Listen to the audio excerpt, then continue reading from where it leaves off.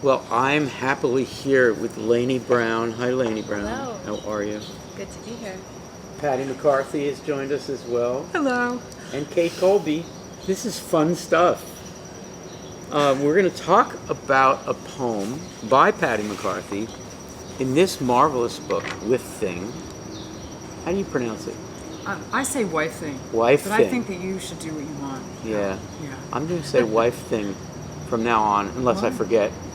Published by Apogee Press in this fabulous square trim with this great woodcut.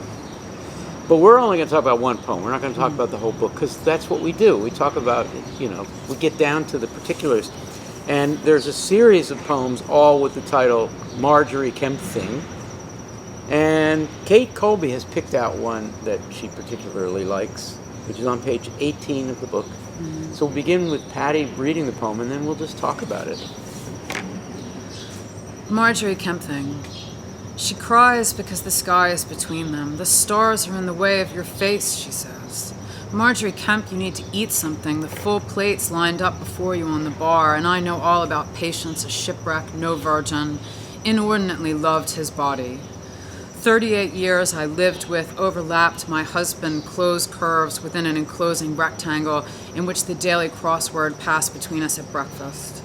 I can think of no words today where, there, I can not remember how to get from there to there. There now. These cryings are excessive when she sees a man hit a child or a horse. First question for all of you in turn, and we won't privilege Pattie as knowing the absolute true answer to these questions. Definitely don't. We have a third person referred to as she, and we have a first person. Does it matter if we think of them as wives? Are we supposed to think of them as wives? And if we do, what is the effect? Laynie, you want to start us off? Sure. Well, I think the she and the I, there's a roving speaker that could be both Marjorie Kemp and could be a person in the present tense who is also meditating on domesticity and many other things in the poem. Good start. Pattie, what do you think? You wrote the damn poem.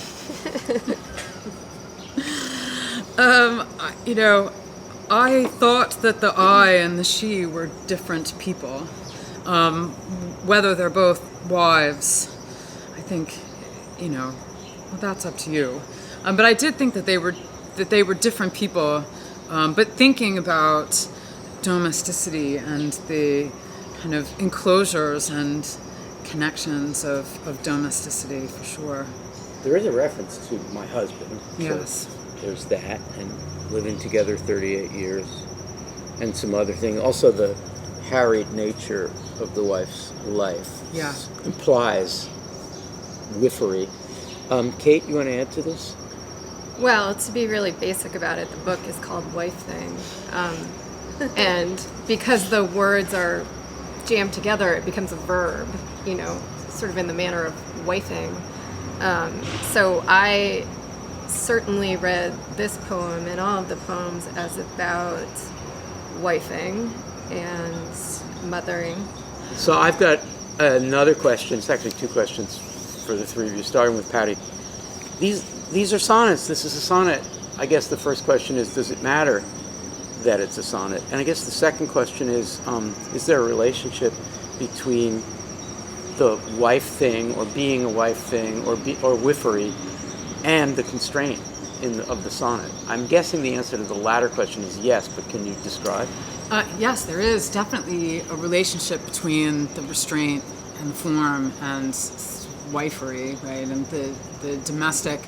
Right, the sonnet is manageable.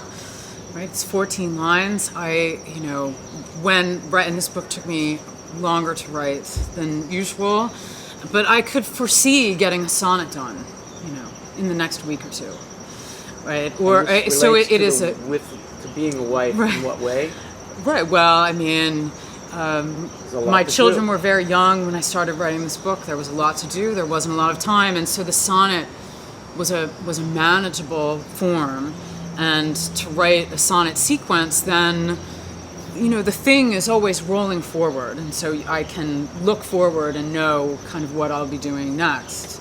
It puts me in mind of Laynie Browne's book, Daily Sonnets. A hugely important book. A hugely important book. Hugely important. And in the background probably is Bernadette Mayer. Absolutely. I'm going to Yes, guess. So, And Ted Berrigan. and Ted Berrigan. So And Wanda Coleman. let's American not Sonnets. wonk out on sonnets, but I think it's important, Lainey, We to can. give Why us... We could wonk out on We sonnets. could, except people will stop watching it. All right.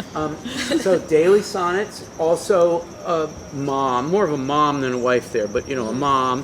There's a lot of like stuff to do, and the kids appear in the poems because you're so harried you can't write your own words, so you borrow words from them and all that. Can you say more about that and that relation to the sonnet? Yeah, I think that it's something that Patty and I have talked about a lot in other sonneteers. Patty said it so well, the space of the sonnet, it's small, it's brevity, but then you're already in a project and you can keep going. Yeah. So that's really appealing. It's like this little box, but it can contain something vast in a small space. And thus it's important that many people who write sonnets do it in a series. Right. Can you say something about that, Patty? Why is the series so compelling for sonneteers? Well, I want to go back actually to something you said about Laynie's daily sonnets and talking about mothering, and I want to give my daughter Fanula credit for The Stars Are in the Way of Your Face, which is actually when my daughter was a toddler and there had been a death in the extended family, and talking about, well, he's in the sky and he will keep an eye on you and he's always there, and she said, but I can't see his face. The stars are in the way of his face. Wow. And yes, no, it was beautiful. No, it was beautiful. amazing. It was incredibly moving. And so I wanted to say, because you were mentioning Laynie's daily sonnets and the presence of the children in them. I mean, it may not be as obvious in this book, but like that's something that my daughter said that I sort of even barely rewrote. I just stole it from her. Wow, very Daily Sonnets like there. Right, and thinking back to actually a conversation that Laynie and I had once about the sonnet, and she said, because I wrote it down in my notebook, she said, the problem is time. Right, and so thinking about time and the sonnet sequence, and, for me, I have to always be in the middle of something. If I'm not in the middle of a project, I get very antsy, very nervous, and so the sequence feels very comfortable, and it's a good writing space for me to be in. I'm so glad already that it's the three of you that I'm talking Yeah. to, because I think the three of you have this in common, Kate Colby.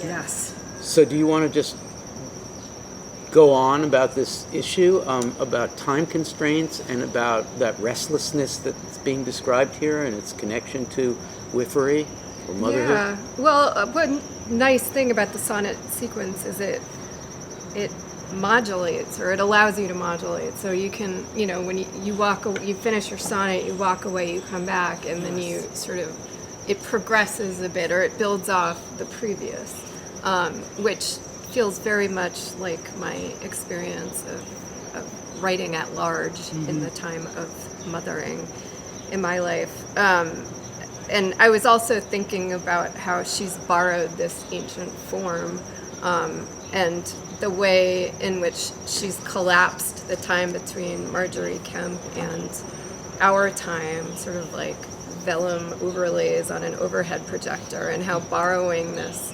ancient form does the same thing formally. I have another round of question for you, and then we'll do final words. You can add something else. I think this is an innovation in the ancient form, as are other sonnets, such as Laynie's sonnets or the aforementioned Bernadette Mayer sonnets.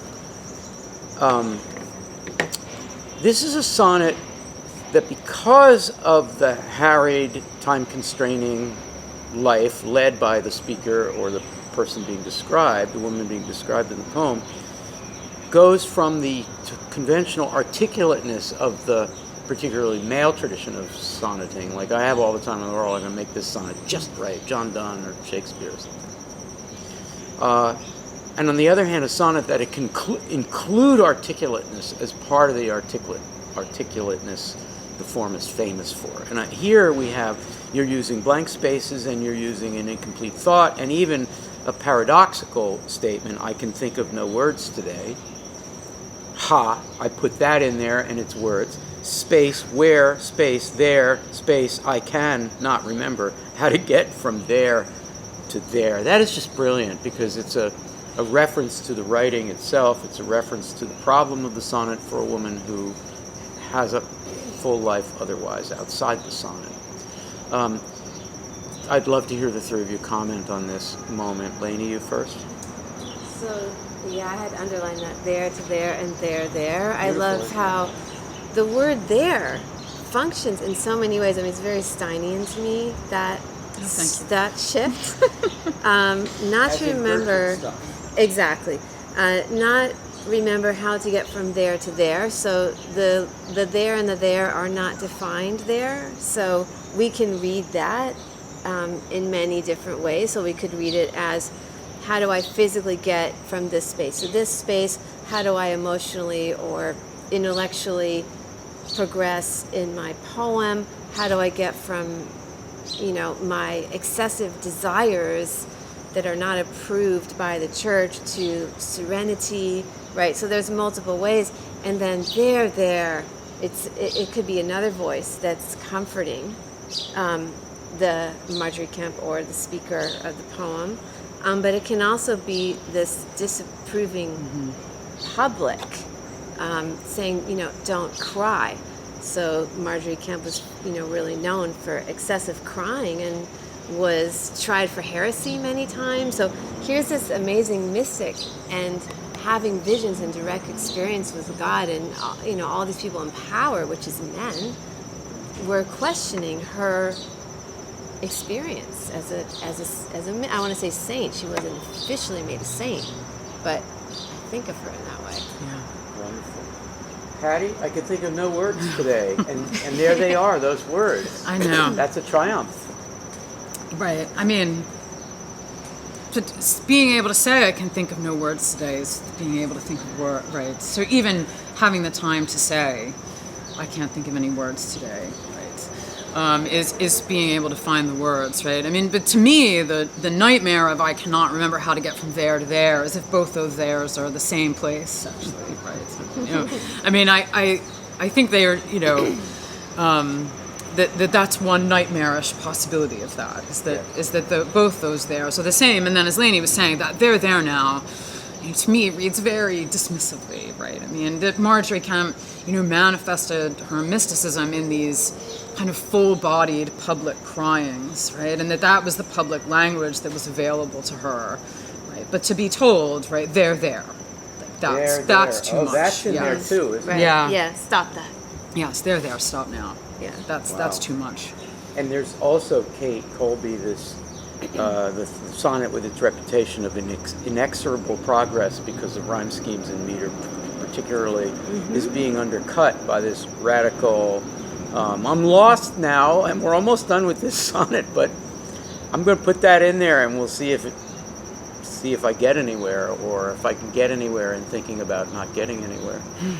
Well, and there to there, it's like a stutter or broken record, a inability to consummate the poem, to move forward. And then these cryings becomes that kind of like keening of the stuckness. Yeah. Beautiful. Okay, so final thoughts. Something you want to say about this one poem of many in this book, somewhat randomly chosen. They're all this good. So, Laynie, final thought? Sure. I want to come back to the stars are in the way of your face. I love that, hearing that it was Fionnuala's words, and I didn't imagine that before, and I love that hearing that. The opening line, she cries because the sky is between them. The stars are in the way of your face. So many ways to read that, but one way I read it was that the Marjorie Kemp looking up at the heavens and crying because, the sky is in between her and this idea of divinity. In other words, it's invisible. And then the stars are in the way of your face. I also imagine like a divine or celestial face, and the stars are blotting that out. It's just such a beautiful image. Wonderful. Thank you. Patty, final thought? I just want to give Marjorie Kemp credits and thanks for inordinately loved his body. Because Marjorie Kemp talks her husband into a chaste marriage, into letting her take a vow of chastity after 14 children, right? But she says, but I did inordinately love his body. And so I did want to give her credit for that great phrase. Yeah. Thanks, Marjorie. Yeah. Yes, a kind of a family-sized control, a little belated, That's right. but honorable. That's right. And hard. Yeah, right. Yeah, I mean, he at one point, he says to her, well, if armed men were to break in here and say, sleep with your husband again, or we'll kill him, he says, would you suffer me to meddle with you again? And she says, I would pray for your departed soul. Right? Oh Like, no, my I God. wouldn't. Right. In other words, they'll kill No, you. sorry. Because we're not making another baby, damn Right. it. Yeah. So but I did love his body, but no. Right. So she's I kind love of that great. final word. Yeah. Sorry. Kate, can you top that? Oh, I just wanted to mention that you need to eat something, which I love so much, and the way that the speaking subject and the object of the speech, they sort of move and shift through the whole poem. And there it's like, is it God speaking to Marjorie? Is Marjorie the speaker of the poem? Is the poet channeling Marjorie there? Is it the poet's husband imploring her to eat something? It all becomes very kind of jumbled together in such a lovely way. So this poem is a sonnet in a series, among series in this book, Marjorie Kemp Thing, and the book is called Wifthing or Wifthing by Pattie McCarthy, who's here with us, published by Apogee Press, and the woodcut on the front was made by James Mundy. Mundie. James Mundy. Absolutely beautiful. Lovely. Yeah. Thank you all for Thank doing you so this. much. This was great. Thank you. Thank you.